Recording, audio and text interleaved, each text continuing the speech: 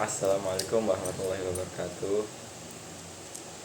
Alhamdulillahirabbil alamin wassalatu wassalamu ala asrofil anbiya'i wal mursalin wa ala alihi wa sahbihi rasulillahi ajmain, amma ba'du.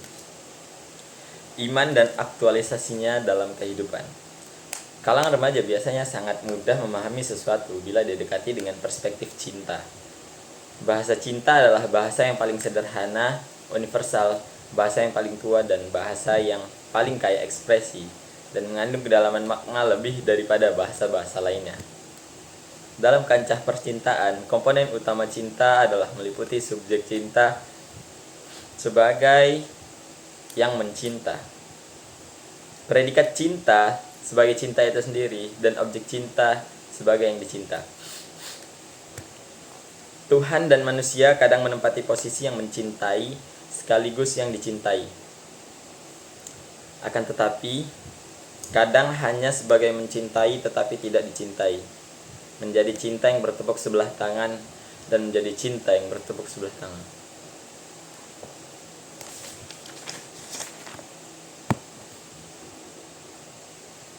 Lantas di mana posisi iman, Islam, dan ihsan adalah dalam kancah percintaan ini?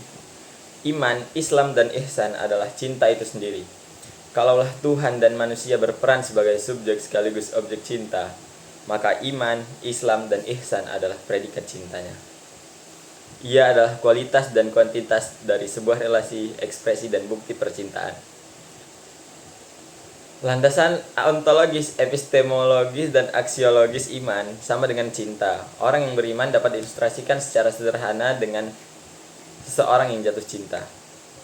Untuk dapat sampai ke tahapan mencintai dan beriman, tentu ia telah memiliki cukup pengetahuan, pemahaman, dan keyakinan terhadap objek yang dicinta dan diimaninya.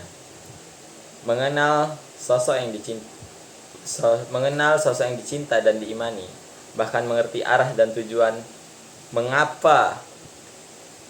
kenapa mencinta dan mengimani. Tak kenal maka tak cinta, tak kenal maka tak iman. Itu adalah ontologi cinta dan iman. Sebagaimana menurut Al-Faruqi, bahwa iman bukanlah semata-mata kategori etika saja. Akan tetapi pertama-tama ia adalah kategori kognitif. Artinya iman adalah pengetahuan. Ia adalah cahaya yang menyinari semua dan fondasi yang mendasari semua. Maksudnya, iman dan cinta tidak akan tumbuh kecuali setelah adanya pengetahuan yang melatar belakanginya. Secara epistemologis, cinta sebagaimana iman juga mempunyai landasan keilmuannya. Namanya ilmu mencinta dan strategi jatuh cinta, al-aqidah. Bagaimana mencinta? Dari mana datangnya cinta?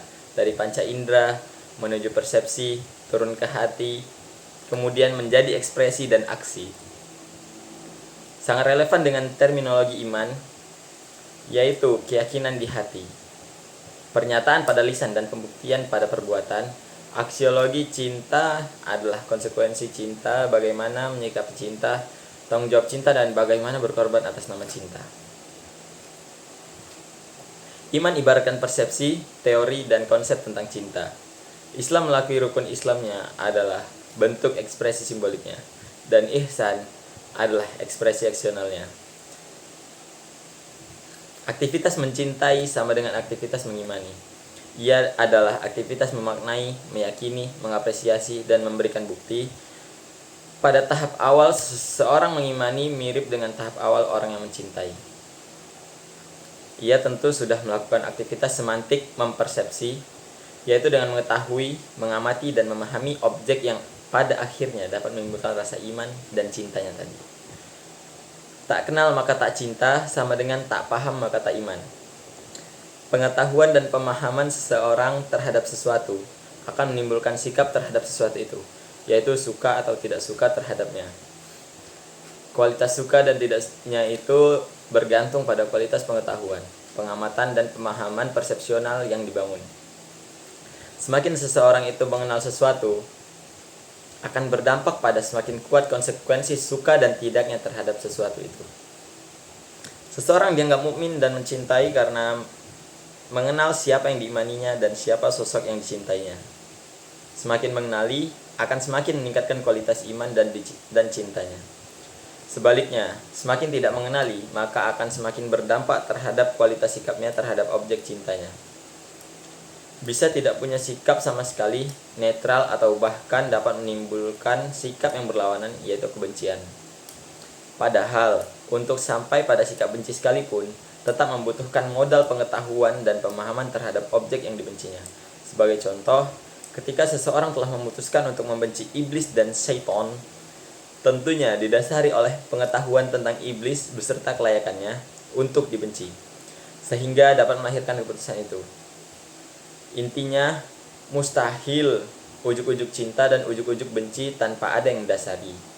Sederhana apapun, dasar yang dijadikan pijakan terhadap sesuatu akan dapat melahirkan sikap terhadapnya.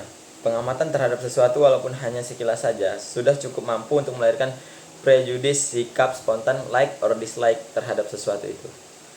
Iman adalah kepercayaan dan keyakinan, buah dari persepsi dan kesadaran, membangun cinta dan harapan, menciptakan bahagia dan melahirkan pengorbanan jiwa dan raga.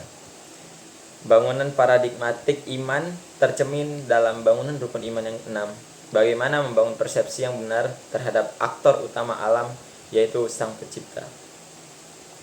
Bagaimana menyikapi kebijakannya, yaitu qadha dan qadar, dengan benar, dan bagaimana mengapresiasi produk-produknya, yaitu alam, malaikat, para nabi, kitab suci, hari akhir, masa kehancuran alam semesta, dan kehidupan sesudahnya. Dengan benar pula, orang yang jatuh cinta akan sangat bergantung pada anggapan yang dibangun terhadap objek cintanya.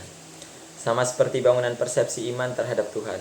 Persepsi akan menentukan ekspresi dan aksi, bagaimana memaknai hakikat, peran dan fungsi objek yang dicintai bagi subjek yang mencintai akan menentukan makna dan hakikat cintanya.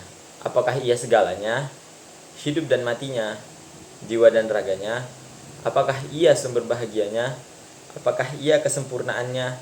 Dan apakah ia prioritasnya? Mungkin cukup sekian yang dapat saya sampaikan.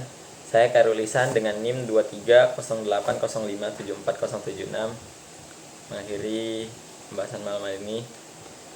Sekian dari saya. Wabillahi taufiq wal hidayah. Wassalamualaikum warahmatullahi wabarakatuh. Waalaikumsalam.